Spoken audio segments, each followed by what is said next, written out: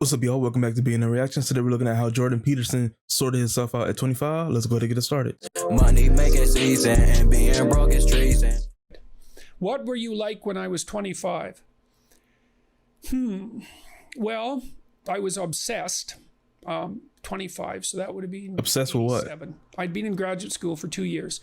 Well, when I was 25 or so, I probably weighed about 138 pounds. I smoked like a pack of cigarettes a day. I drank tremendous amount of alcohol. I was from northern Alberta, this rough little town up in northern Alberta called Fairview, and there were long winters there, and my friends were heavy drinkers, and most of them dropped out of school by the time they were 15 or 16, went off to work on the rigs, and it was a rough town, and we drank a lot. And I started when I was 14, and 14. And so, well, I didn't start drinking until college, and even then, I wasn't really a drinker. I just drunk during college, got out of college, and I stopped. Like, I'm not even a drinker like that. So drinking heavily since 14, that's tough. A lot. And I started when I was 14, and and so I had a lot of bad habits, let's say, and things that were, and I wasn't in great shape physically, and I was also still intellectually obsessed as I am now, and so that would have been in 85. But I decided around then, about 85, 84, something like that, maybe a little earlier, that I was really going to try to get my act together. Okay. And, so I started doing that. I first of all, I quit smoking. Well, that took a long time because I eventually had to quit drinking too in order to quit smoking. And I started working out, started playing sports, which I'd never done. I was a small kid. I'd been skipped a grade, and I was a small for my age. So sports were never, especially team sports, were never really a domain of expertise for me.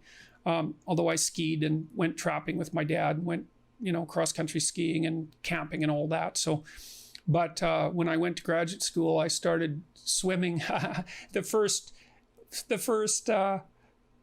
physical exercise routine I did, I enrolled in a swimsercise course, I think it was called. So it was me and this like really overweight kid and like these 60-year-old women. And bro, swimming is such good exercise, bro, but I can't get into the pool all the time. I got dreads. It messes with my hair. You know what I'm saying? Well, it doesn't really like affect it negatively. It's just getting my hair wet and then drying it every day would take so much time. So I just don't even get in the pool like that. I think it was called. So it was me and this like really overweight kid and like these 60-year-old women, and man, they could out exercise me like mad. It was really embarrassing. Me and the overweight kid, we'd be just panting ourselves 3/4 to death at the end of the bloody workout. And these 60-year-old women who weren't in great shape were like, chatting away as if nothing was going on at all in the pool. So that was quite embarrassing. And as was going to the weight room, because when I started, I could barely bench press 75 pounds, and people used to keep coming over and helping me, which was the last thing I bloody well wanted, but certainly needed. And I got to the point where I could bench press 225 pounds. I think that was the best I did, and I gained about 30 pounds of muscle in a year and a half. So nice. That was a good thing. So like I was kind of a wild man, and I'm a little bit manic in my temperament, and so I was kind of going every direction at the same time.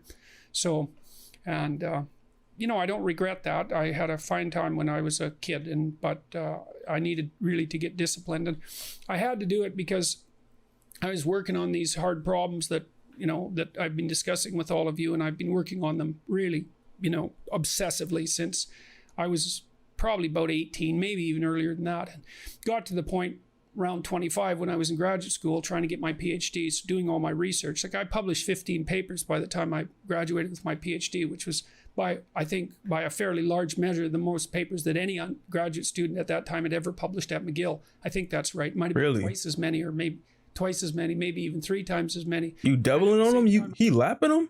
He lapping them with the paper amount?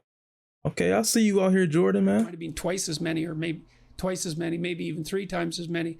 And at the same time, I wrote Maps of Meaning, which was a terribly difficult thing to do, because I was writing about 3 hours a day doing that. And I couldn't do all that and continue with my misbehavior, my sort of... Right. You were busy. You were occupied.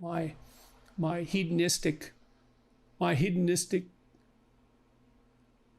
my massive hedonistic consumption of alcohol and all of that. I just couldn't keep it up, and also work seriously on the issues that were at hand. So, you know, I had to stop. That's a sacrifice. I had to stop messing about and straighten myself out. And I got married. Well, the woman who's my wife, Tammy, who I've known since she was 8 years old, she lived across the street from me in this little town called Fairview, and I was in love with her like the first time I saw her, which is quite the bloody thing.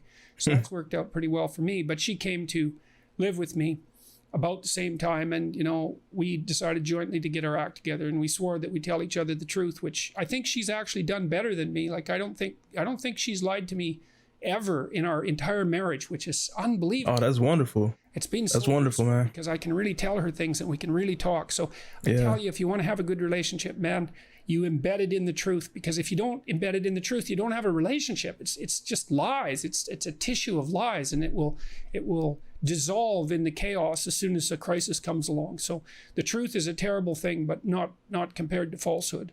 So. All right, so let's look at the live chat here. Money making season and being broke is treason.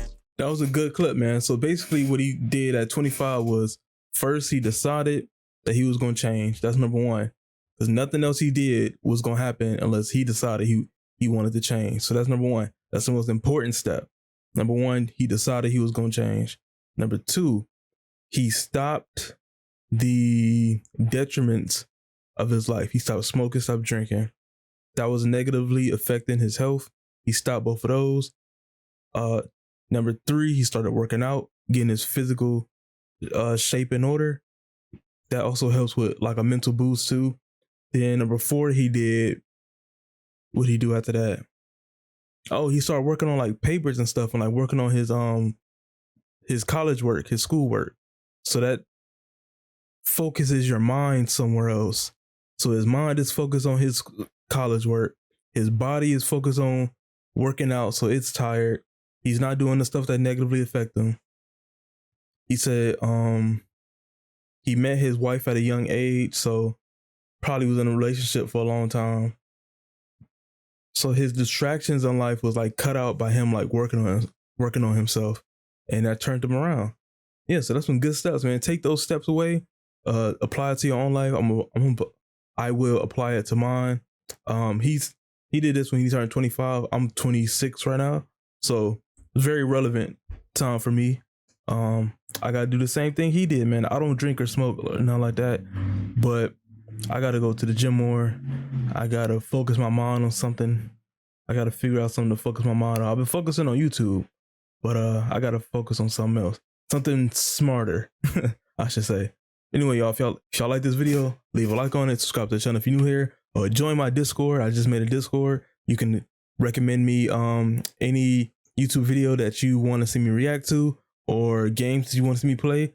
Join my Discord. You can put it in there. Other than that, y'all, I'm out. I'll see y'all in the next video.